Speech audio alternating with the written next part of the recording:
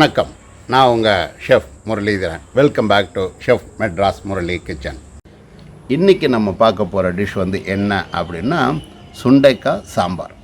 இந்த சுண்டைக்காய் சாம்பார் வந்து நான் பச்சை சுண்டைக்காயை தான் போட்டு பண்ணியிருக்கேன். ஸோ பச்சை சுண்டைக்காயில் சாம்பாரும் போட்டிருக்கேன். ஏற்கனவே உங்களுக்கு வந்து பச்சை சுண்டைக்காய் பொடி போட்ட வத்த குழம்பு, காரக்குழம்பு அப்படிங்கிற மாதிரியும் நான் போட்டிருக்கேன். ஸோ இந்த சாம்பார் வந்து வெங்காயம் தக்காளி அப்படிங்கிறது இல்லாமல் நான் போட்டிருக்கேன். இந்த சாம்பாரில் நான் வந்து என்ன பண்ணியிருக்கேன் அப்படின்னா சாம்பார் பொடி அப்படின்னு சொல்லி நம்ம சொல்லக்கூடிய குழம்பு மிளகாத்தூள் அப்படிங்கிறத தான் நான் வந்து போட்டு பண்ணியிருக்கேன். ஸோ அரவ சாம்பாராகவே பண்ணலை.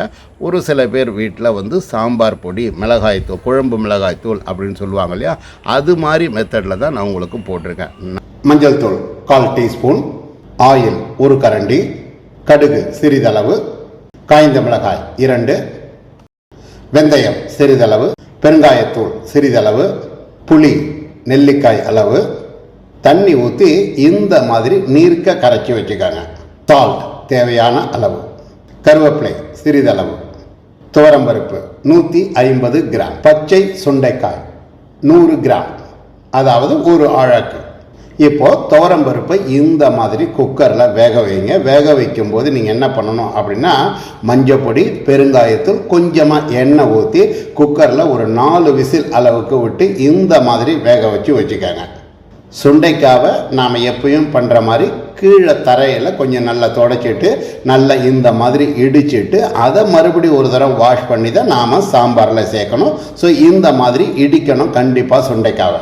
இப்போது நான் என்ன பண்ணியிருக்கேன் அப்படின்னா ஒரு பாத்திரத்தில் நல்லா நமக்கு குழம்பு செய்யக்கூடிய பாத்திரத்தில் என்ன பண்ணியிருக்கேன், இந்த மாதிரி வச்சுட்டு அதில் நான் கரைச்சி வச்ச புளி தண்ணி, நீர்க்க கரைச்சி வச்சுருக்கேன்னு சொன்னேன் இல்லையா, இந்த புளி தண்ணியை ஊற்றிட்டு நீங்கள் என்ன பண்ணணும் அப்படின்னா இதில் வந்து மிளகாத்தூள் போட மாட்டேன், நான் மஞ்சத்தூள் ஃபஸ்ட்டு போடுறேன், பெருங்காயத்தூள் ஆட் பண்ணுவேன். நான் ஏற்கனவே இன்ட்ரோடக்ஷனில் சொன்ன மாதிரி குழம்பு மிளகாய் தூள், சாம்பார் பொடி அப்படின்னு சொல்லுவாங்க. இதை தான் நான் என்ன பண்ணுறேன் அப்படின்னா 4 ஸ்பூன், சாதா ஸ்பூனால் 4 ஸ்பூன் அளவுக்கு போடுவேன். இந்த குழம்பு மிளகாத்தூள் சாம்பார் பொடி அப்படிங்கிறத எப்படி செய்யறது அப்படிங்கிறத கூடிய விரைவில் நம்ம சேனலில் நான் அப்லோட் பண்ணுறேன். ஸோ இப்போ இதை போட்டுட்டு நீங்கள் என்ன பண்ணணும் அப்படின்னா சால்ட் போட்டுக்காங்க. புளி தண்ணி ஊற்றின பிறகு கொஞ்சமாக பச்சை தண்ணி ஊற்றி நாம் என்ன பண்ணணும் அப்படின்னா இந்த குழம்பை வந்து நம்ம வந்து ஃபஸ்ட்டு வந்து புளி தண்ணியை கொதிக்க வைக்கணும். இந்த புளி தண்ணி ஃபஸ்ட்டு கொதித்த பிறகு தான் நசுக்கி வச்ச சுண்டைக்காய் இருக்கு இல்லையா, அதை ஒரு தரம் வாஷ் பண்ணிவிட்டு இந்த புளி தண்ணி கொதித்த புதி தண்ணியில் நாம் என்ன பண்ணணும் அப்படின்னா சுண்டைக்காவை சேர்க்கணும். இப்போ இது வந்து கொதித்து கொஞ்சம் லைட்டாக சுண்ட ஆரம்பிச்சிருக்கு. இந்த நேரத்தில் தான் நான் என்ன பண்ணுறேன், நல்லா தட்டி வச்சுட்டு வாஷ் பண்ண சுண்டைக்காவை இதில் போடுறேன். ஸோ வாஷ் பண்ணியிருக்கேன் அப்படிங்கிறதையும் உங்களுக்கு பாருங்கள். அதுலேயும் கொஞ்சம் அழுக்கு கண்டிப்பாக வரத்தான் வரும்.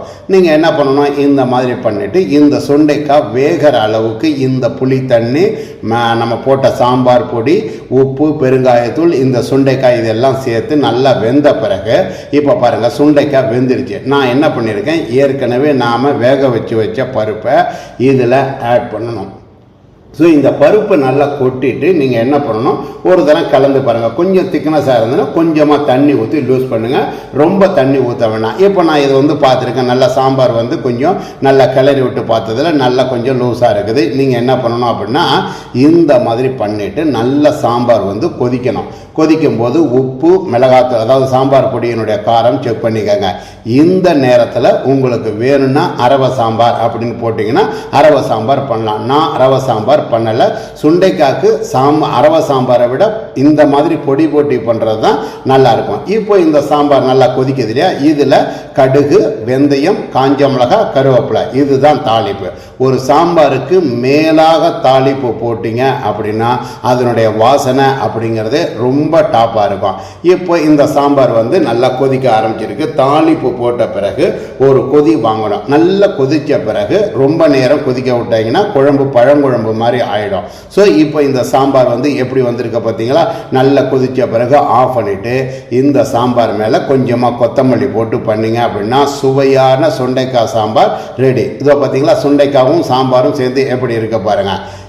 என்னங்க செஃப் மெட்ராஸ் முரளி கிச்சனில் இன்றைக்கி செஞ்ச இந்த டிஷ்ஷை உங்கள் வீட்டில் செஞ்சு பாருங்கள். செஞ்சு பார்த்து மறக்காமல் உங்களுடைய ஃபீட்பேக்கை கீழே இருக்கிற கமெண்ட் பாக்ஸில் பதிவு பண்ணுங்கள். இந்த வீடியோ உங்களுக்கு பிடிச்சிருந்தது அப்படின்னா மறக்காமல் லைக் பண்ணுங்கள், ஷேர் பண்ணுங்கள், நம்ம சேனலை சப்ஸ்கிரைப் பண்ணுங்கள். இது மாதிரி சூப்பரான வேறு ஒரு டிஷ்ஷோட உங்களை அடுத்த எபிசோடில் சந்திக்கிறேன். அதுவரை உங்களிடமிருந்து விடைபெறுவது உங்கள் ஷெஃப் முரளிதரன். நன்றி, வணக்கம்.